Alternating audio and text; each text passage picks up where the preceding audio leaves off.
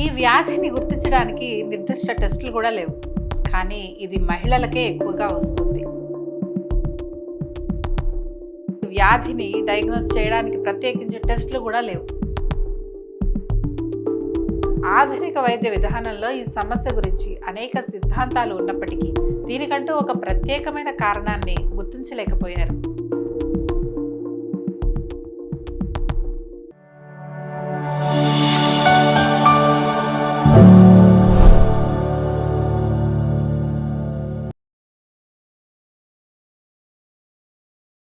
ఈ మధ్య ఊరికే అలసిపోతున్నారా? అయితే ఈ డిజార్డర్ అయి ఉంటుంది. జాగ్రత్త. నమస్కారం. ఆడవాళ్ళు, ఈ వీడియో ప్రత్యేకించి మీకోసమే. ఎందుకంటే ఈ వ్యాధి పురుషులతో పోలిస్తే 2 నుంచి 4 రెట్లు ఎక్కువగా మిమ్మల్ని ప్రభావితం చేస్తుంది.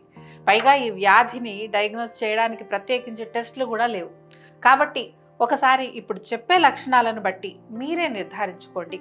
అలాగే మీ ఫ్రెండ్స్ మరియు సిస్టర్స్కి ఈ వీడియో షేర్ చేయండి. ఈ మధ్య ఒంట్లో అస్సలు సత్తువ లేనట్లుగా అనిపిస్తుందా? చేసింది చిన్న పని అయినా ఎక్కువగా అలసిపోతున్నారా? ఉదాహరణకి వంట చేసేటప్పుడు, ఇల్లు తుడిచేటప్పుడు మధ్యలో ఆపి కాసేపు నడుము వాల్చాలి అనిపిస్తుందా? కూర్చుంటే లేవడానికి, లేస్తే కూర్చోవడానికి కూడా ఓపిక లేనట్టుగా అనిపిస్తుందా? అలాగే తరచూ ఒళ్ళు నొప్పులతో ఇబ్బంది పడడం, ముఖ్యంగా రాత్రులు నిద్ర పట్టడానికి చాలా కష్టపడాల్సి వస్తుందా? శారీరకంగా కాకుండా మానసికంగా కూడా అలసిపోయినట్లుగా ఉంటుందా?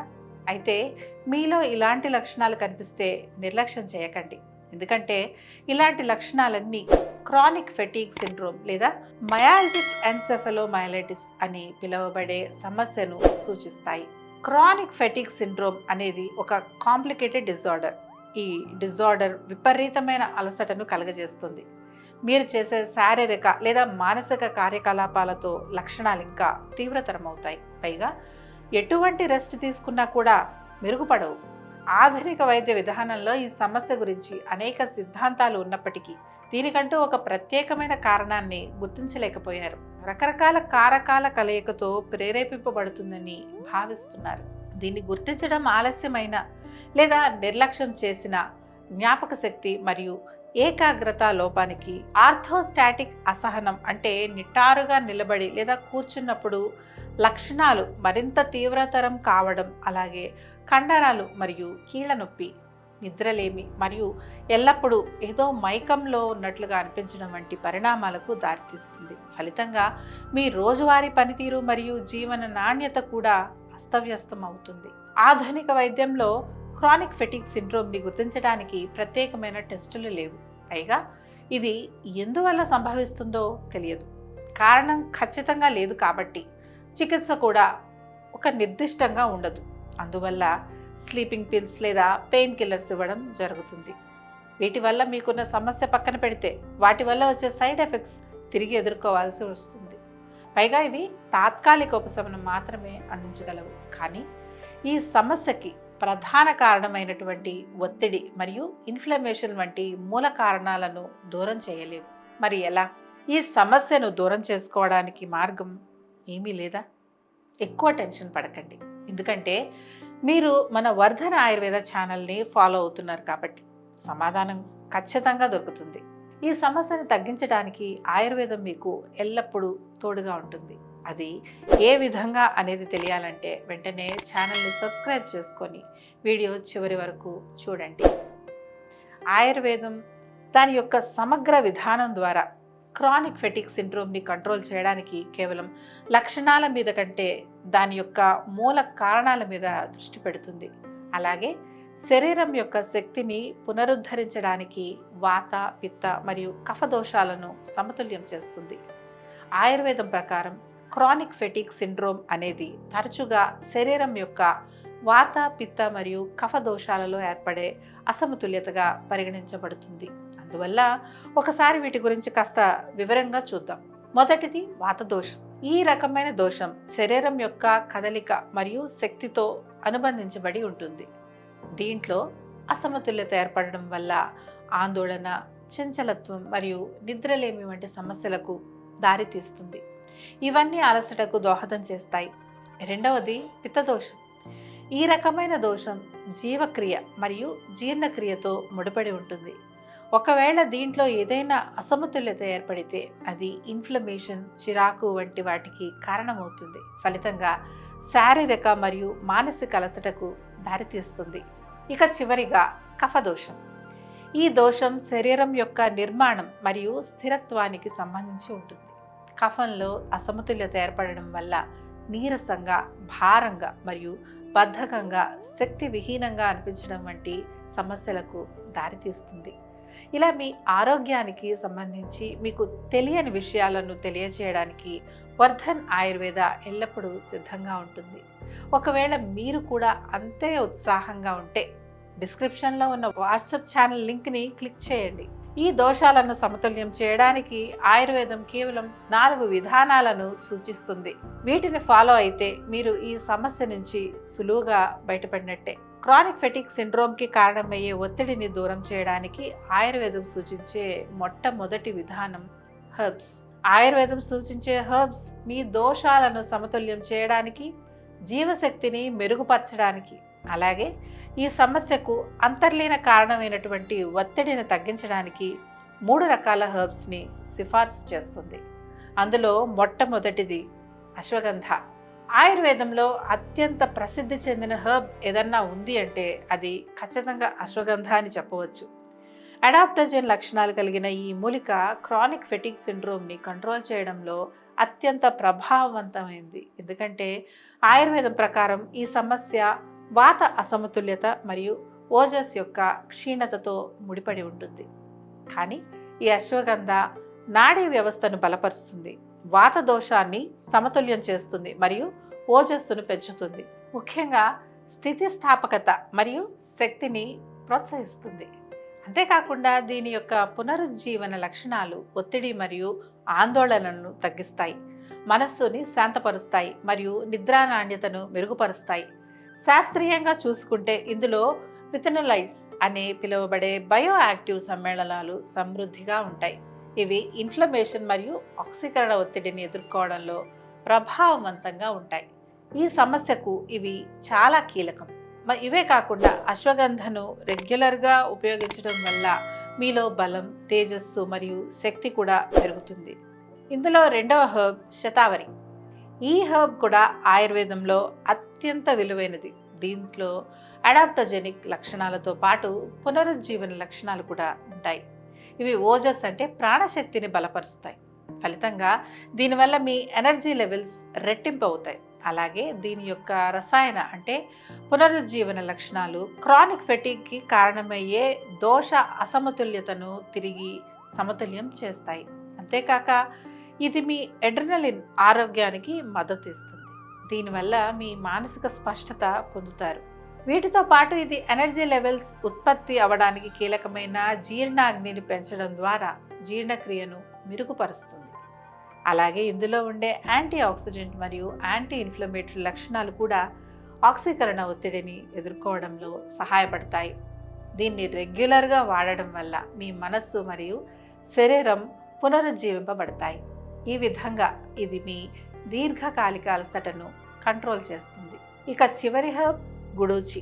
గుడూచి కూడా ఆయుర్వేదంలోని ఒక శక్తివంతమైన హెర్బ్. ప్రత్యేకించి క్రానిక్ ఫెటిగ్ని సమర్థవంతంగా నిరోధించడంలో ఉపయోగపడుతుంది. ఇది యాంటీ ఆక్సిడెంట్, యాంటీ ఇన్ఫ్లమేటరీ మరియు యాంటీ పైరెటిక్ లక్షణాలు కలిగిన హెర్బ్.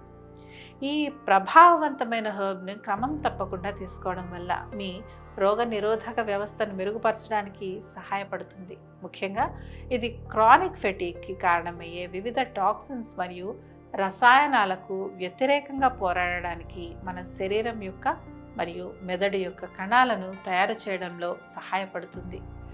ఈ హెర్బల్ రెమెడీని రెగ్యులర్గా తీసుకోవడం వల్ల వైరల్ ఇన్ఫెక్షన్స్కు వ్యతిరేకంగా పోరాడడానికి కూడా సహాయపడుతుంది. ఈ హెర్బ్ యొక్క యాంటీపైరెటిక్ స్వభావం ఒళ్ళు నొప్పులు మరియు కండరాల నొప్పుల నుండి ఉపశమనం అందించడంలో సహాయపడుతుంది. ఈ 3 మూలికలు మీ ఒత్తిడిని దూరం చేసి మీ శక్తి సామర్థ్యాలను తిరిగి అందిస్తాయి. వీటిని ఎలా పొందాలి అనే విషయానికి వస్తే ఈ మధ్య ఆన్లైన్లో కూడా క్యాప్సూల్స్ మరియు పౌడర్ రూపంలో లభిస్తున్నాయి కాబట్టి సులువుగా తీసుకోవచ్చు. కాకపోతే వీటి యొక్క మోతాదు మీ శరీర తత్వం మరియు వ్యాధి తీవ్రతపై ఆధారపడి ఉంటుంది. ఒకవేళ ఈ హర్బ్స్ గురించి ఏమైనా డౌట్స్ ఉంటే కామెంట్లో తెలియజేయండి. హర్బ్స్తో పాటు క్రానిక్ ఫెటిగ్ సిండ్రోమ్ని దూరం చేయడానికి ఆయుర్వేదం సూచించే రెండవ విధానం థెరపీస్. మీ దీర్ఘకాలిక అలసట మరియు నిద్రలేమిని దూరం చేయడానికి అభ్యంగం మరియు శిరోధార అనే 2 రకాల రిజువనేటింగ్ థెరపీలు అద్భుతంగా సహాయపడతాయి. ఇందులో ముందు అభ్యంగం గురించి తెలుసుకుందాం. ఆయుర్వేదం ప్రకారం అభ్యంగం అంటే మర్దన. ఈ థెరపీలో ఔషధ నూనెతో మసాజ్ చేయడం జరుగుతుంది. ఇది శరీరం యొక్క దోషాలను సమతుల్యం చేయడం ద్వారా మీ ఆరోగ్యాన్ని మెరుగుపరుస్తుంది. ఆయుర్వేద గ్రంథాల ప్రకారం ఈ థెరపీ శ్రమహర అంటే శారీరక కార్యకలాపాల వల్ల కలిగే అలసటను అధిగమించడానికి సహాయపడుతుంది. వాతహరం అంటే వాత దోషాన్ని సరిచేస్తుంది. పుష్టికరం అంటే మీ ఓవరాల్ బీయింగ్ కొరకు శరీరంలో అన్ని ధాతువులను పోషిస్తుంది. ఆయుష్ అంటే మీ దీర్ఘాయువును ప్రోత్సహిస్తుంది. ఎందుకంటే దీనివల్ల శరీరం యొక్క ముఖ్యమైన అవయవాలు మరియు కణజాలం యొక్క విధులు మెరుగుపడతాయి.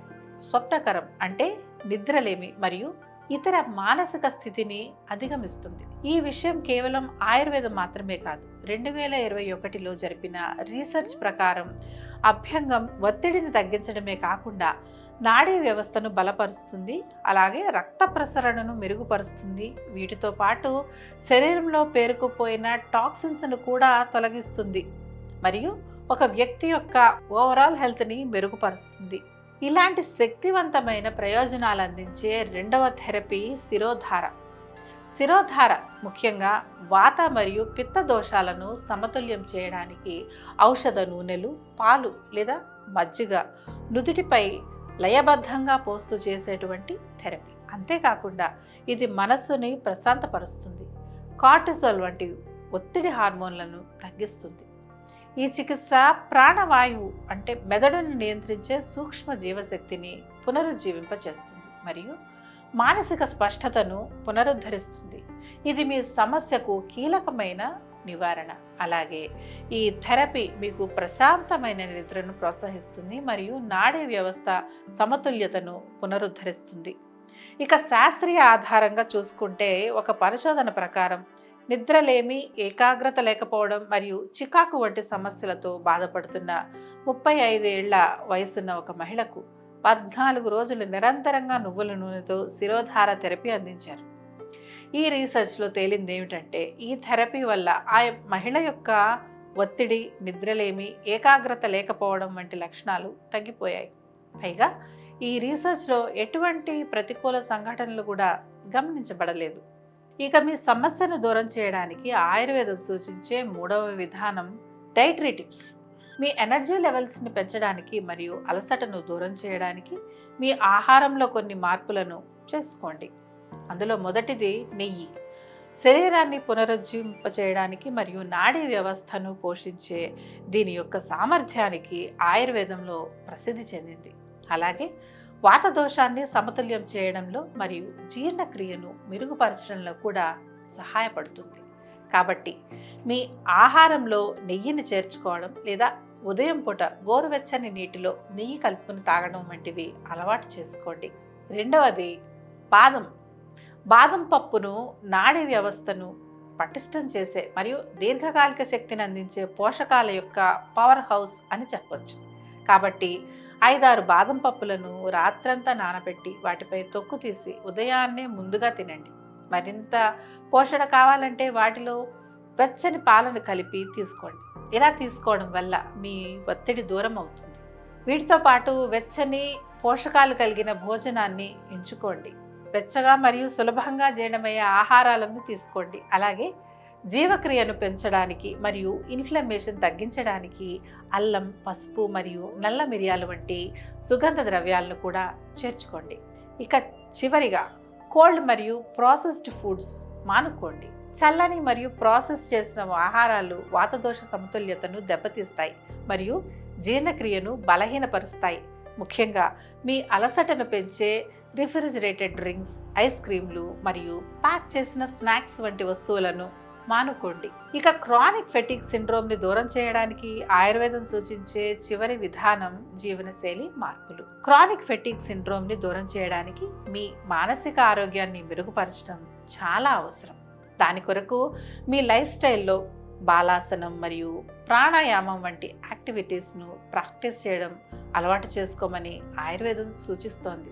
ముఖ్యంగా బాలాసన వాత దోషాన్ని సమతుల్యం చేయడం మరియు ఓజస్సును పునరుజ్జీవింపచేయడంలో సహాయపడుతుంది. అలాగే నాడీ వ్యవస్థను శాంతపరుస్తుంది మరియు విశ్రాంతిని మెరుగుపరుస్తుంది.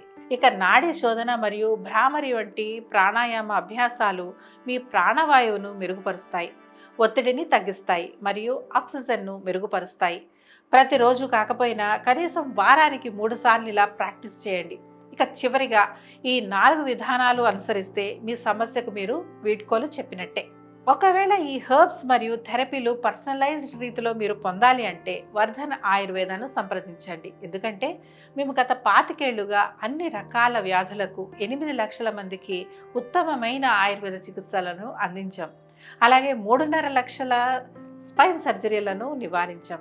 వీటితో పాటు 1 లక్షకు పైగా నీ రీప్లేస్మెంట్ సర్జరీలను నివారించి 2.5 లక్షల మందికి చికిత్స చేశాం. పైగా ఎటువంటి సైడ్ ఎఫెక్ట్స్కి ఆస్కారమే ఉండదు. 2 తెలుగు రాష్ట్రాల్లో మన 5 బ్రాంచీలు ఉండగా మీరు ఇంకా క్రానిక్ ఫెటిగ్ సిండ్రోమ్తో బాధపడడం అవసరమా? కాబట్టి వెంటనే వచ్చి ఈ సమస్యను నయం చేసుకోండి. అలాగే ఇలాంటి ముఖ్యమైన విషయాలు మరిన్ని తెలుసుకోవాలంటే ఛానల్ని సబ్స్క్రైబ్ చేసుకోండి.